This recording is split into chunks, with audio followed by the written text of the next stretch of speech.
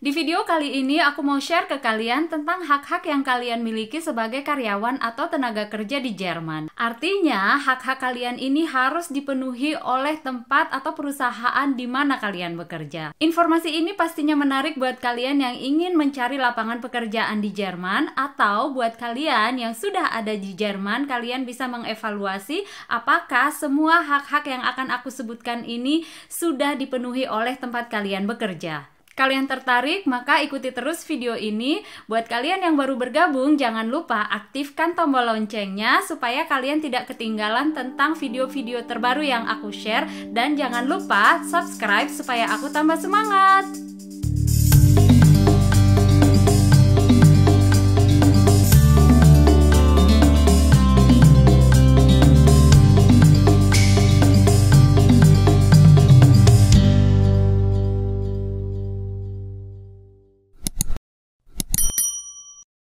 Hak pertama dan utama sebagai karyawan di Jerman adalah kesempatan untuk memilih apakah kalian ingin bekerja full-time atau part-time. Full-time artinya 100% atau part-time 50 hingga 75%. Full-time ini dalam istilah Jerman pastinya kalian bekerja 40 jam dalam per minggu, dan kalau part-time kalian ada pilihan antara 20 hingga 30 jam dalam per minggu. Namun pastinya ada pengecualian di mana kalian tidak boleh memilih apakah ingin bekerja full-time atau part-time. Aku kasih contoh, kalau misalkan kalian datang ke Jerman dengan tujuan sebagai FSJ atau ikut program Ausbildung, maka biasanya kalian punya kontrak kerja yang di sana tertera jam kerja kalian full time. Atau kalau kalian sedang jadi student di Jerman, maka kalian tidak boleh bekerja full time. Kalian hanya boleh bekerja part time dan biasanya di masa-masa libur semester saja. Hak yang kedua adalah izin tidak masuk kerja jika kalian sedang dalam keadaan tidak sehat. Jadi kalau kalian misalnya sakit dan kejadiannya ini tiba-tiba, misalkan kejadian malam dan paginya kalian tidak bisa bekerja, kalian tinggal telepon tempat kalian bekerja atau Arbeitgeber kalian dan kalian memberitahu bahwa kalian hari ini tidak bisa masuk kerja karena alasan sakit. Pada dasarnya kalian boleh tidak masuk kerja tanpa adanya surat sakit dari dokter selama 2 hari. Dalam arti kalau kalian sakitnya lebih lama dari 2 hari, mulai dari hari ketiga itu kalian harus melampirkan surat pernyataan dari dokter bahwa kalian memang dalam kondisi sakit. Tetapi ada juga peraturan-peraturan dari perusahaan yang sedikit berbeda. Biasanya ada juga perusahaan yang sudah mengharuskan mulai dari hari pertama kita tidak masuk kerja itu sudah harus menyertakan surat sakit dari dokter. Dan kalau kalian kondisinya sakit dan tidak masuk kerja, maka kalian tetap akan mendapatkan upah kalian 100% hingga di minggu ke-6. Dalam arti tempat kalian bekerja tetap membayar gaji kalian full. Setelah minggu ke-6, kalau kondisi kalian masih tetap sakit, maka yang membayar gaji kalian tidak lagi tempat kalian bekerja, tetapi asuransi kesehatan, dan biasanya kalian akan mendapatkan gaji kalian ini sekitar 60 hingga 65%. Hak yang ketiga adalah masalah pemutusan hubungan kerja. Jadi kalau di Jerman itu ada yang namanya masa percobaan selama 6 bulan. Dan masa percobaan 6 bulan ini adalah peraturan secara umum yang diatur oleh undang-undang di Jerman. Dan di masa percobaan ini maka kalian sebagai Arbeitnehmer atau karyawan punya hak memutuskan ikatan kerja dalam kurun waktu 14 hari. Jadi aku kasih contoh. Misalkan kalian mulai bulan Juni bekerja di salah satu perusahaan dan kalian sudah punya feeling kalian tuh nggak comfort untuk bekerja di sana, atmosfernya tidak menyenangkan, culture-nya tidak menyenangkan, dan akhirnya kalian memutuskan di bulan ketiga ingin berhenti saja dari tempat kalian bekerja. Maka kalian punya waktu 14 hari untuk memutuskan ikatan kerja dengan perusahaan kalian. Dan ini kasusnya sama juga. Pihak perusahaan bisa juga memutuskan ikatan kerja dengan kalian di masa percobaan yang 6 bulan ini tadi dalam kurun waktu 14 hari.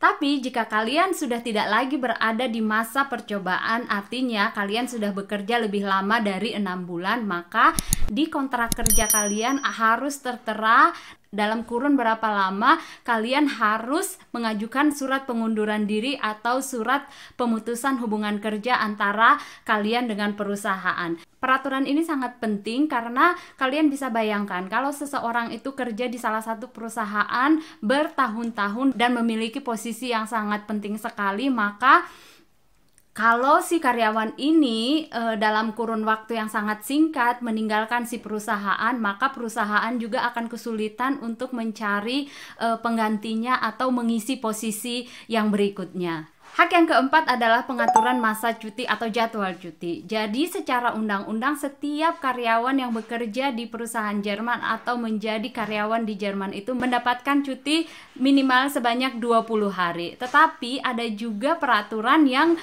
mewajibkan bahwa perusahaan juga harus memberikan cuti tambahan kepada setiap karyawannya. Jadi aku kasih contoh aja. Aku mendapatkan 20 hari kerja untuk cuti dalam setahun. Tetapi tempat aku bekerja juga memberikan 10 hari cuti lagi untuk dalam setahun, sehingga jika dijumlahkan aku memiliki 30 hari dalam setahun masa cuti atau jadwal cuti.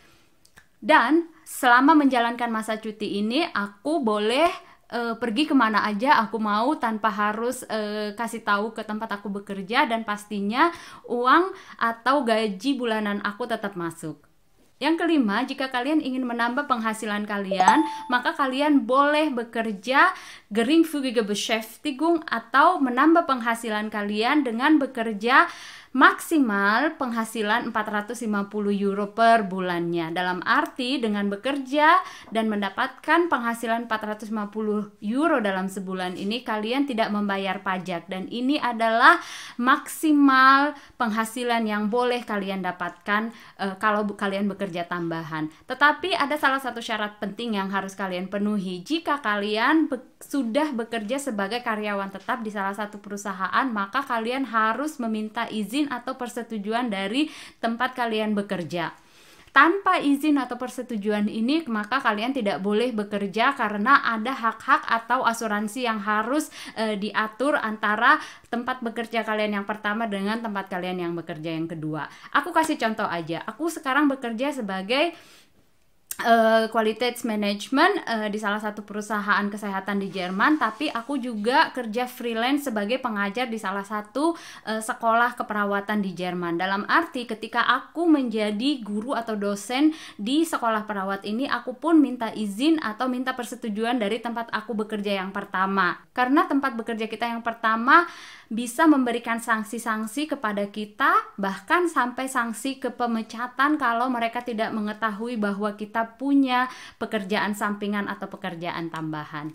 Oke teman-teman, itu tadi informasi singkat yang bisa aku share ke kalian tentang hak-hak yang bisa kalian ketahui sebagai salah satu karyawan atau sebagai karyawan di Jerman. Dan aku harap informasi ini bisa menjadi informasi tambahan atau gambaran buat kalian yang ingin bekerja di Jerman. Buat kalian yang masih ada pertanyaan tentang informasi yang sudah aku share ke kalian, kalian bisa tulis di kolom komentar. Dan buat kalian yang sudah menyaksikan video ini sampai akhir, jangan lupa like, komen, dan subscribe. Dan sampai ketemu di video yang berikutnya. Bye-bye!